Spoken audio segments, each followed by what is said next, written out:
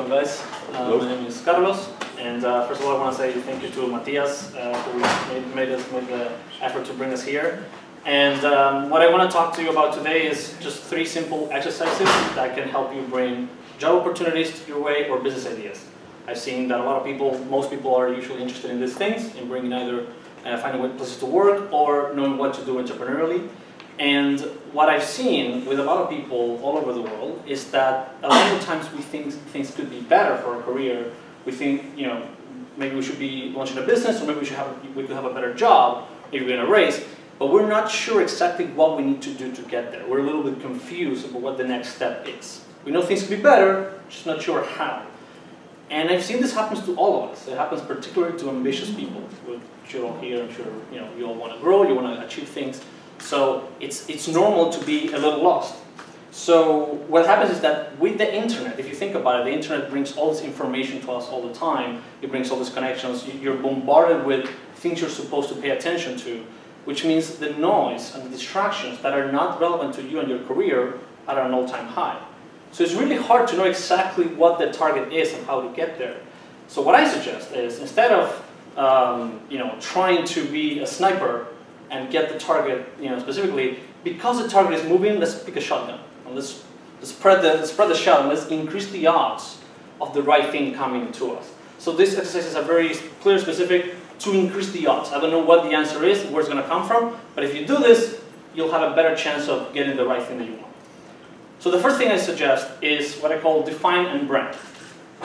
First of all, think of very specifically what would be your ideal job or your ideal professional situation. What would be, think of perks, how much vacation time, how much money you want to make, where do you want to live, what are your colleagues like, what is your boss like, how much hours do you work a day. All those things you got to think about, but with a catch. There has to be an equally attractive opposite situation. It can be the perfect job, oh, I work 1 hour a week, I make millions, and no one doesn't have to respond to anybody, and it's all perfect. That's obviously not realistic. The point is to really think, what are we willing to give up professionally? What are we okay with not having professionally when we're thinking of our ideal job or ideal business? And the main point of this exercise is that when we're a little lost, we're not sure what to look for, what we may need is a little priming. Has anybody ever wanted to buy, the typical examples are like a car or a mattress, and when you decide that you want to buy a car or a mattress, now you see it everywhere. It's like, oh, that's the car that I'm looking for, or like the mattress, whatever. It's not that those cars and mattresses weren't there before, is that now we're primed, we're extra perceptive because we know what to pay attention to. So by doing that exercise, we become a lot more perceptive of things that could be good for our career. Then the other thing that this does for us is that once we know exactly what we want, we know how to brand ourselves now. We know what to tell the world about who we are and where we're headed. I think one of the biggest mistakes that people do for their careers is to say, I can't tell the world what I am until I'm an expert at something. People want to be experts. I think that's a tragic mistake. I think it's very hard to be an expert in a world that changes so quickly. What I've seen provides a lot more results, a lot better results, is tell the world where you're headed. Tell the world what you're interested in, what problems you care about. Because what that does is that it makes it very easy for other people to help you. I don't know if anybody has ever had a situation of a friend looking for a job and saying, okay, what kind of job do you want? What do you want to work on? I don't know, anything. It's impossible to help those people. Because what do you give? What do you bring them? Is anything okay? It's very hard to help them. They're not making it easy on others to help them. So when you brand yourself and you say, I care about these things, I'm working towards this mission, people can help you more. What I did, for example, in my case is I say, I'm focusing on improving how we navigate the fields of education and entrepreneurship. That's it. People that know me, people that talk to me a lot, know that I care about education and entrepreneurship, and that's it. They don't talk to me about science, they don't talk to me about engineering or anything like that. They talk to me about those things. So it makes it easier for them to come to me. If you need a little bit of help with branding, I suggest 2 very specific things you can do. Go to LinkedIn and look at people that you think are sort of the advanced version of you. You in a couple of years. That someone that you like to emulate in a way and see what they're doing to brand themselves. What are they doing for recommendations? What are they doing? How are they putting their description? How are they getting connections? How are they talking about their education and things like that? That, just following those steps is very helpful if you're a little lost about how to start branding yourself. And then another platform that I recommend a lot, if you want to be a little, go a little bit more advanced, is Strikingly. I don't know if anyone has heard of Strikingly. Anybody? Yeah? Oh, okay, wow, quite a few. So I use Strikingly. It's a platform that basically helps you create a personal website, but it's a lot more limited in options than a WordPress. WordPress is, just do whatever, blog whatever you want. That to me assumes that people know exactly what they want to say, and most people don't really know. So what Strikingly does is like you can have a couple of specific websites that have been very scientifically measured, like they realize that these websites work to promote personal profiles, personal portfolios. So you don't have to be a genius in design or in copywriting to have a good platform on Strikingly. So I definitely recommend you check that for branding yourself in a more advanced, more professional way. The second thing has two paths you can do. It's the same exercise, but you can take it in two directions, which is, yeah, meet a lot of people. I think we all know that people we're in the network age and people have a bunch of information. But I think a lot of times people don't know exactly how to approach their network. What to look for. So I think you can do two things. You should say, well, I'm a little lost. I think people may know things I don't know. They may know about opportunities that I don't know. So I'm going to go and meet them. I'm going to define, let's say, two new coffee meetings every week or whatever.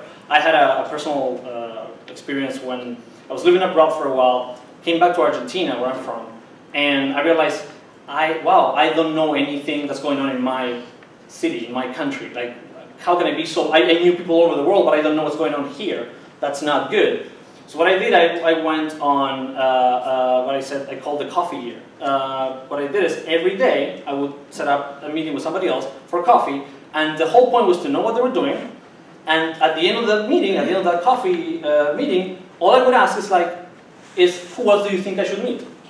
Who else do you think from what you hear that I'm doing, who else it's important for me to meet? And every single person would direct me to a new person. And after 6 to 8 months, I knew everyone. Like I went from being nobody to being one of the biggest connectors in the city, especially among the young crowd. So one thing you can do is define metrics. You want to do whatever works for you. Once a week, twice a week, lunch, coffee, Skype calls, whatever works for you, and then go try to meet people that are accessible to you, that you can actually have access to. Meet them, and you can go on the interview path, which is I'm lost, so I want you to tell me what industries I should be paying attention to. What industries are hiring? Where do you see glaring business opportunities? What skills do you think I should learn? What trends should I pay attention to? What information I should ignore completely? All those things, who should I connect with? All those things are basically just perspectives. Each person we're all looking at the same scenario, but from different angles. So you want to, like Kai said before, you want to collect as many perspectives as possible. So go in an interview spree and learn, get bombarded with new angles that you maybe haven't thought of. That's one angle. The other thing you can do is with people, maybe if you know a little better, if you're, once you sort of, I'm gonna guess that most people in Silicon Valley have pretty decent networks compared to other parts of the world. So if you have enough people that you know that you like, that you think they're doing good jobs, you can also go in what I call a proposal spree, which is meet the people, and then you have to commit at the end of the meeting. Not specifically in the meeting, but like 2 hours later, you email them or call them, you said, here's what I think we can do for each other. Here's how I think I can bring value to you and you can bring value to me. And it doesn't matter how small that is, you commit to doing it.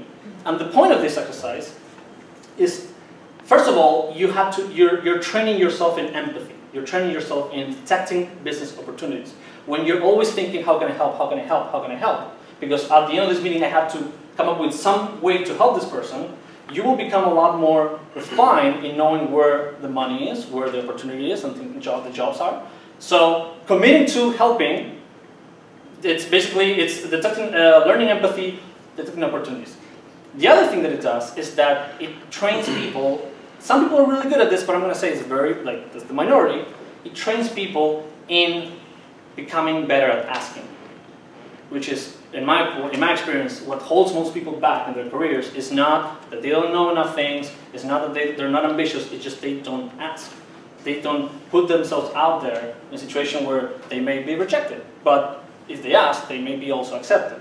So the way you ask could be, hey, how about, I know now what you're interested in, so every week let's just send an article to each other. Or let's just introduce somebody to each other.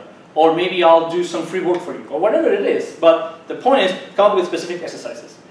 It will train your empathy, it will train your opportunities, your opportunity detection skill, and it will train your salesmanship, which is one of the most under-trained skills in most people I've seen today.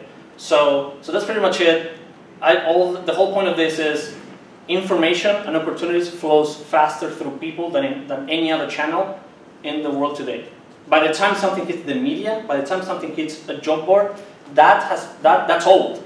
That opportunity was there for a long time ago, a long time before, but it wasn't being published. So just tapping on people is the key thing, and hopefully these exercises are for you to put yourself in a situation where those come to you faster and more effectively.